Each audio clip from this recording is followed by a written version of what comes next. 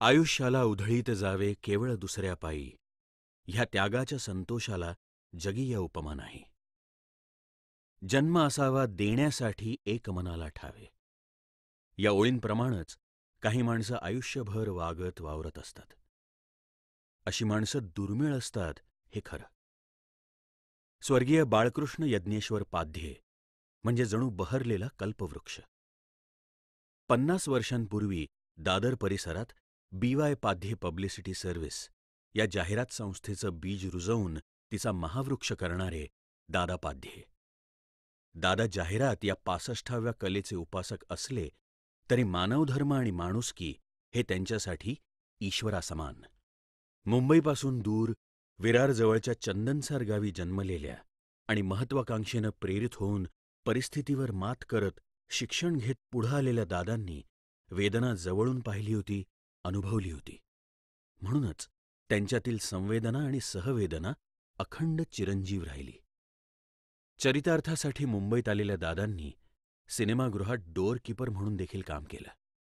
परंतु हे करताना आपल्या कुटुंबियांना आपल्यामुळे कमीपणा येऊ नये याची खबरदारीही घेतली. लोकमान्य या दैनिकात प्रूफ रीडरची जबाबदारी सांभाळत असताना त्यांना आपल्या नव्या व्यवसायाचा मार्ग सापडला. त्यांनी तो अनुसरला. तिथे ते यशस्वीही झाले. परंतु या व्यवसायाला त्यांनी धंद्याचं स्वरूप येऊ दिलं नाही. दादांनी आपल्या मेहुणीच्या जयंतीच्या साहाय्यानं आपल्या 2 खणी घरातून सुरू केलेली PYP बघता बघता यशस्वी झाली. 1946 पासून दादा लोकमान्यमध्ये नोकरी करत होते आणि 1 एप्रिल 1958 रोजी लोकमान्य पेपर बंद झाला. मग आता काय करायचं, तर एक चिमणलाल शहांचं प्रजामित्र आणि प्रजातंत्र गुजराती मराठीचे 2 पेपर होते. तिथे 9-10 महिने दादाही नोकरी केली, पण ते कधी नोकरीत रमले नाहीत. तर एक दिवस असं झालं की एक जाहिरात त्याने आणायला सांगितली, अमूक ठिकाणी जा. तर दादा गेले, पण त्यांनी काय प्रजामित्राला जाहिरात दिली नाही आणि ती जाहिरात उद्या लोकसत्तेत देशील का असं दादांना विचारलं. तर दादा म्हणाले देईन, म्हणून दादा ती लोकसत्तामध्ये जाहिरात दिली. ती दुसऱ्या दिवशी बघितल्यावर चिमणलाल शाहींनी दादांना बोलवलं आणि चला ही इकडे तुला काल पाठवलं होतं आणि ही जाहिरात लोकसत्तेत कशी आली. तर दादा प्रामाणिक होते, ते म्हणे मीच नेऊन दिली म्हणून. तर म्हणे का, तर म्हणे त्यानं प्रजामित्राला नको होती आणि लोकसत्तेत पाहिजे होती. तर म्हणे तुझं काय मत आहे. म्हणे मला धंदा करायचा, मला नोकरीत मन रमत नाही. तर त्याने पाठीवर थाप मला आणि शाबासकी दिली की तुला पाहिजे ते कर, आशीर्वाद देतो तुला. मेहनत, जिद्द, दूरदृष्टी आणि प्रामाणिकपणा या गुणांवर व्यवसाय यशस्वी करताना दादांनी आपल्या ग्राहकांना आपलेपणा दिला. दादांची माझी ओळख जी झाली ती महत्त्वाची असा.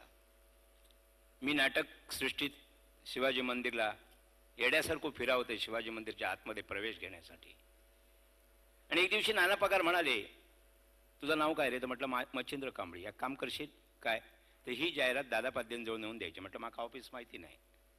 कबूतर खाण्याजवळ जा आणि कुत्र्याका विचार, तुका सांगा दादा पाद्यांचं ऑफिस काय. आणि ती जाहिरात देऊ मी पहिलो या माणसाजवळ गेल्यानंतर या माणसांची आपुलकी दाखवल्यान, चौकशी केल्यान. खूप मोठी माणसं असतात, खूप मोठी माणसं होतात, पण समोरच्या माणसात किंमत देत नाही. पण हो एकमेव माणूस असो असा की कधी गेला स्वतःजवळ त्याची जाहिरात त्याच्याजवळ कोणाची असा दे नसा दे, कधी त्यांच्या माणसाच्या चेहऱ्यावर कधी काही दिसणार नाही. आपला नुकसान असा, आपला प्रॉफिट असा, आपला फायदा असा कधी काही बघणतच नाही. ये इलस बस चाय पी. मेहनतीचा, प्रामाणिकपणाचा आणि आपलेपणाचा हा वारसा त्यांनी आपल्या मुलांनाही दिला, शिकवला.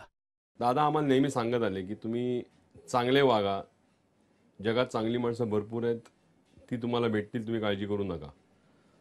तुम्हाला व्यवसायापेक्षा माणसं जपणं हा सगळ्यात महत्त्वाचा कानमंत्र देतोय, तो जर तुम्ही पाळलात तर तुम्हाला कुठेही काही अडचण येणार नाही. त्यांनी आम्हाला आणखी एक शिकवून दिली होती की कधी कोणाचे 2 पैसे राहिले तर रस्त्यामध्ये विचारायचं नाही.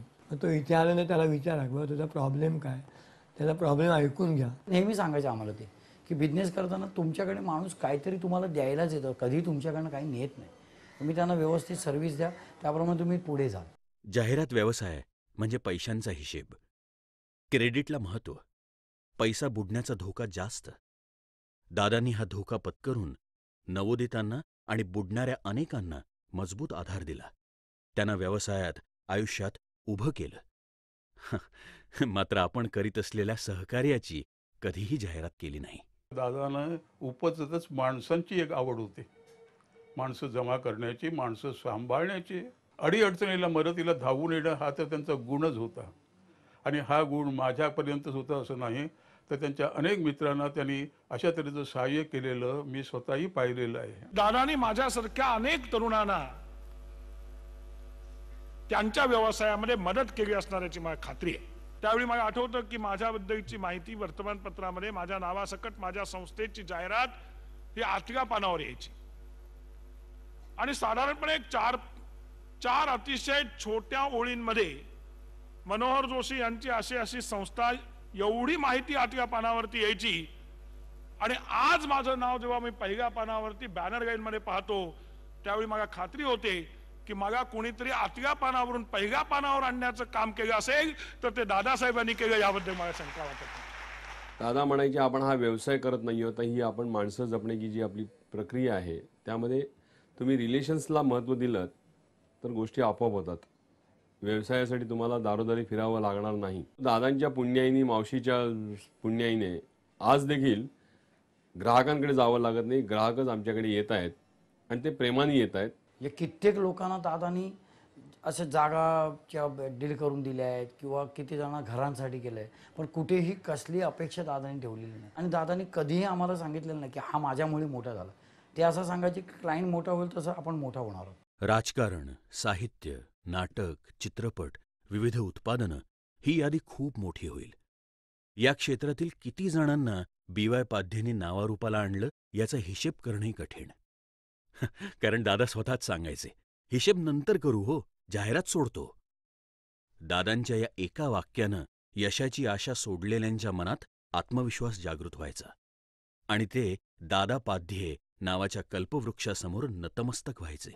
आजही होतात. दादानी मला केवळ मदत माझ्या आर्थिक जीवनामध्ये केली असंही नाही, तर माझ्या राजकीय जीवनामध्येही सातत्याने त्यांनी मला साथ दिली. आणि मी निवडून आल्यानंतर एखाद्या तरुणासारखे धावत मला येऊन प्रथम हार जर कोणी घातला असेल सत्काराचा, तर तो दादासाहेबांनी घातला, याची मला पूर्णपणे जाणीव आहे. शून्यातून विश्व उभं केलेल्या दादांनी कित्येक जणांना इतकं दिलं आणि आपल्या नंतरही सोबत करीत राहील अशी किती मोठी सावली निर्माण करून ठेवली, याचा आरो आणि बिलं बनवणं खरोखरच अशक्य आहे. दादांनी निर्माण केलेल्या या आदर्श वाटेवर अनेक गुणवंतांनी मार्गस्थ व्हावं या उद्देशानंच BY पाध्ये स्मृती पुरस्कार या वर्षापासून देण्यात येत आहे. हा पुरस्कार प्राप्त करणाऱ्यांचा गौरव तर आहेच, त्याचसोबत दादांनी जपलेली तत्त्व आणि केलेल्या संस्कारांबद्दल कृतज्ञता व्यक्त करण्याचा हा छोटासा पण प्रामाणिक प्रयत्न.